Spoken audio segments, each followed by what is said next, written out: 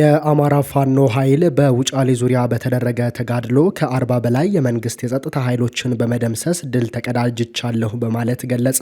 የአምባሰል ወረዳ መቀመጫ በሆነችው ውጫሌ ከተማ ዙሪያ ዛሬ ታህሳስ 9 ቀን 2018 ዓ.ም ንጋት 12 ሰዓት ጀምሮ የመንግስት ኃይሎች ምሽግ ዘልቀው በመግባት ባደረጉት ከባድ ተጋድሎ እስከ ቦምብ ጭምር በመጨበጥ በርካታ የመንግስት የጸጥታ ኃይል ደምስሰንና አቁስለን ታላቅ ጀብድ ፈጽመናል በማለት ገልጸዋል።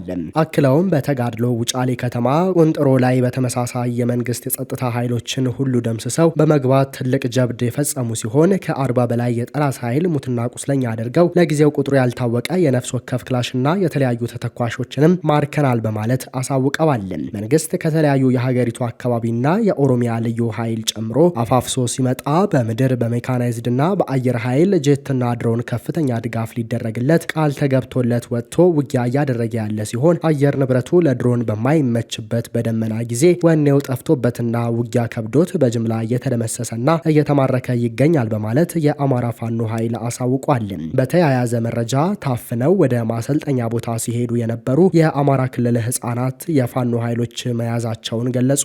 ህጻናትን ለጦርነት ማዋል ዓለም አቀፋዊ ወንጀል ነው። ይህን በመተላለፍ የመንግስት ኃይሎች በተደጋጋሚ ህጻናትን ከትምህርት ቤት እየመለመለና ወደ ስልጠና እየላከ በጦርነት እያስጨፈጨፋቸው ይገኛል በማለት ገልጸዋል። በውጊያው የያዝናቸውም ህጻናትም የስነ ልቦና ጫና ውስጥ በመግባታቸው የጤና መታወክና የአእምሮ ሰላም እንዳጡ በተለያዩ ጊዜ ያረጋገጥነው ጉዳይ ነው በማለት የፋኖ ኃይሎች ስለያዟቸው ልጆች ተናግረዋል። ይህንን የመከላከል ኃላፊነት የወደቀበት የአማራ ፋኖ በተለያዩ ጊዜ ስልጠና እንዳይገቡ በደፈጣ ከነ መኪና በመያዝ የስነ ልቦና ስልጠናና የተሃድሶ ስልጠና እየሰጠ ወደ ቤተሰቦቻቸው መላኩንም የገለጸ ሲሆን ከዚህ በፊትም ደብረ ማርቆስ በርካታ ህጻናትን በ2016 ዓመተ ምህረት ማስለቀቁን አስታውሷል። በመጨረሻም ዛሬ ታፍነው ወደ ማሰልጠኛ ቦታ ሲሄዱ የነበሩ የአማራ ህጻናት ካለ አግባብና ያለ ፈቃድ ሲሄዱ አስጥለን ስልጠና እየሰጠን እንገኛለን በማለት የፋኖ ኃይሎች አሳውቀዋል። ጉቦ በተቀበሉ አቃቤ ህግና ግብረ አበሮቹ ላይ የወንጀል ክስ ቀረበ። የፍትህ ሚኒስቴር አቃቤ ህግ የነበረና ግብረ አበሮቹ ላይ ከባለ ጉዳይ በተሰጠ ጥቆማ መሰረት በጉቦ መቀበል ወንጀል ተጠርጥረው በህግ ቁጥጥር ስር ውለው የወንጀል ምርመራ ሲጣራባቸው ቆይቶ ታህሳስ 8 ቀን 2018 ዓ.ም በሙስና ወንጀል ክስ ቀረበባቸው። ስማቸው ይፋ ያልተደረጉት ተጠርጣሪዎቹ በወንጀል ተጠርጣሪ የነበሩ ግለሰብ ላይ የወንጀል ክስ እንዳይቀርብ እናደርጋለን በማለት 1 ሚሊዮን ብር እንዲከፍሏቸው ሲደራደሩ ይህንን ድርጊት ጠቋሚዎች ለፍትህ ሚኒስቴር ከፍተኛ አመራሮች በማሳወቃቸው በተጠርጣሪዎቹ ላይ ከፌዴራል ፖሊስ ጋር በቅንጅት ክትትል በማድረግ ህዳር 16 ቀን 2018 ዓ.ም ከግለሰቡ ቤተሰቦች 500 ሺህ ብር ለጊዜው ባልተያዘ ግብረ አበራቸው የባንክ ሂሳብ እንዲገባ አድርገው የጉቦውን ገንዘብ ያስገቡበትን ደረሰኝ ሲሰጡ እጅ ከፍንጅ ሊያዝ ችሏል። ይህንን ተከትሎ አስፈላጊና አግባብነት ያላቸውን ማስረጃዎች በማሰባሰብ የወንጀል ምርመራ ስራውን በማጠናቀቅ ታህሳስ 8 ቀን 2018 ዓ.ም የፌዴራል አቃቤ ህግ የኢፌድሪ የወንጀል ህግ አንቀጽ 32 ንዑስ አንቀጽ 1 ህዝባር ሀና የሙስና ወንጀሎችን ለመደንገግ የወጣውን አዋጅ ቁጥር 881 ህዝባር 2007 አንቀጽ 10 እና 1 እና 2ን በመጥቀስ በተከሳሾቹ ላይ የወንጀል ክስ በፌዴራል ከፍተኛ ፍርድ ቤት አቅርቦባቸዋል። ፍትህ ሚኒስቴር ይህንን ጥቆማ በመስጠት ተጠያቂነት እንዲረጋገጥ ላገዙ አካላትን ምስጋና አቅርበዋል። ሚኒስትሩ በሰራተኞቹ የሚፈጸሙ ተመሳሳይ የሙስና የሌብነት ተግባራትን ተከታትሎ ተጠያቂነትን ለማረጋገጥ የሚያስችል ተጠሪነቱ ለሚኒስትሩ የሆነ ልዩ ቡድን በማቋቋም ወደ ስራ እንደገባ ገልጿል። እንዲህ አይነት ተግባራትን በሚፈጽሙ ሰራተኞች ላይ ተጠያቂነትን ለማረጋገጥ ቁርጠኛ ነኝ ያለው ሚኒስትሩ በፍትህ አካላት የሚፈጸም የሙስና ተግባር ከየትኛውም በላይ አስከፊ በመሆኑ ማንኛውም ሀገር ወዳድ ዜጋ ተመሳሳይ ተግባራትን አስመልክቶ ማንኛውም መረጃ ሲኖረው ለፍትህ ሚኒስትር በማሳወቅ የፍትህ ስርዓቱን በመጠበቅ እንዲያግዘን እንጠይቃለን ብሏል። በተያያዘ መረጃ የማህበራዊ ሚዲያ አንቂ ነን ባዮችን አልታገስም በማለት የአዲስ አበባ ፖሊስ ገለጸ። የአዲስ አበባ ፖሊስ ጠቅላይ መምሪያም የማህበራዊ ሚዲያን በመጠቀም ሙያዊ ክብርን የሚያዋርዱ ከህብረተሰቡ ባህል እምነትና ሞራል ተቃራኒ የሆኑ መልእክቶችን ሲያስተላልፉ የነበሩ የማህበራዊ ሚዲያ አንቂ ወይም ይዘት ፈጣሪዎች ነን የሚሉ 4 ግለሰቦችን በቁጥጥር ስር አውሎ ምርመራ እያጣራ ይገኛል።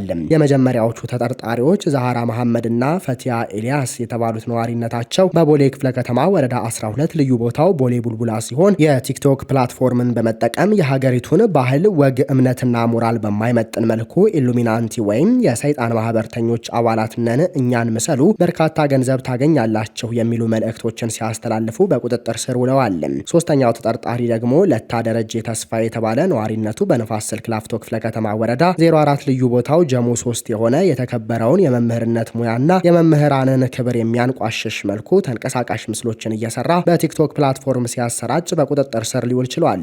ተጠርጣሪው በሚለቃቸው ተንቀሳቃሽ ምስሎች የተማሪ የደንብ ልብስ ለብሶ የመማሪያ ወንበሮች ላይ ቆሞ በመጨፈር በመምህራን ላይ የማሾፍ ከተማሪ ኪስ ገንዘብ የመስረቅና የመሳሰሉ ይዘቶችንም ሲሰራ እንደነበር ፖሊስ አረጋግጧል። አራተኛ ተጠርጣሪ ኤዶም ሚሊዮን ሲሆን ነዋሪነቱ በቂርቆስ ክፍለ ከተማ ወረዳ 10 ልዩ ቦታው ካምቦሎጆ እንዲሁም የሽመልስ ሀብቴ ሁለተኛ ደረጃ ትምህርት ቤት ተማሪ ሲሆን እርሱም የቲክቶክ ፕላትፎርምን በመጠቀም ከወገቡ በላይ ልብሱን በማውለቅና ራቁቱን በመሆን ስግጥ ፍምስ በማለት በየመንገዱ ህብረተሰቡን የማስደንገጥ ራቁቱን ምግብ በትሪ በመያዝ ህብረተሰቡን ካላጎረስኳቸው የማለትና የማስደንገጥ ይዘቶችን ሲሰራ በቁጥጥር ስር ውሏል።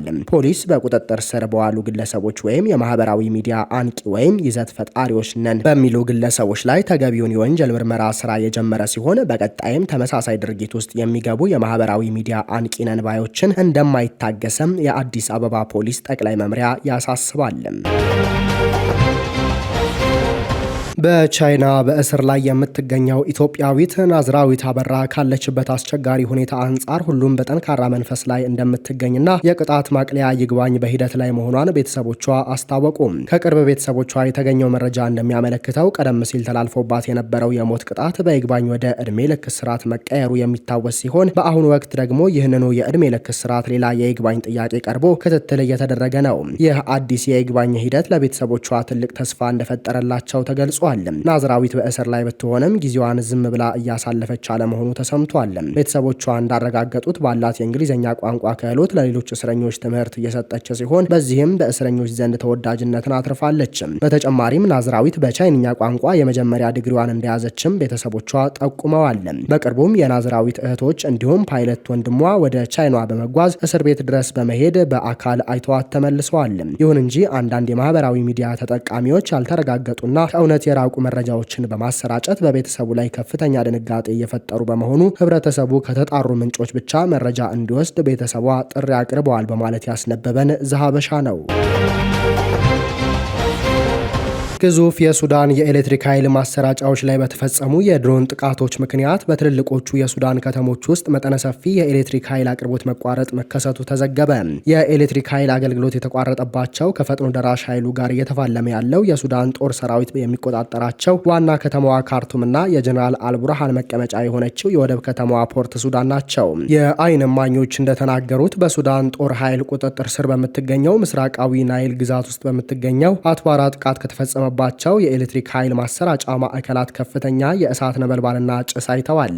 ሱዳን የጦር ሰራዊቱን በሚመሩት በጀነራል አብደል ፈታህ አልቡርሃንና በተቀናቃኛቸው ጀነራል ሐምዳን ዳጋሎ በሚመራው ፈጥኖ ደራሽ ኃይል መካከል የተራዘመ የእርስ በርስ ጦርነት ውስጥ ትገኛለች። ሁለቱ ኃይሎች በሚያካሂዱት 3 ዓመት ሊሞላው በተቃረበው ጦርነት በመሰረተ ልማቶች ላይ ከባድ ውድመት መድረሱ እየተዘገበ ነው። አሁን በድሮን በተፈጸመው ጥቃት በሱዳን የኤሌክትሪክ ኃይል አቅርቦት ውስጥ ወሳኝ ማዕከል የሆነው አልሙቅሪን የተባለው ማሰራጫ ማዕከል ኢላማ በመሆኑ ነው መጠነ ሰፊ የኃይል መቋረጥ በዋና ዋና ከተሞች ላይ ያጋጠመው።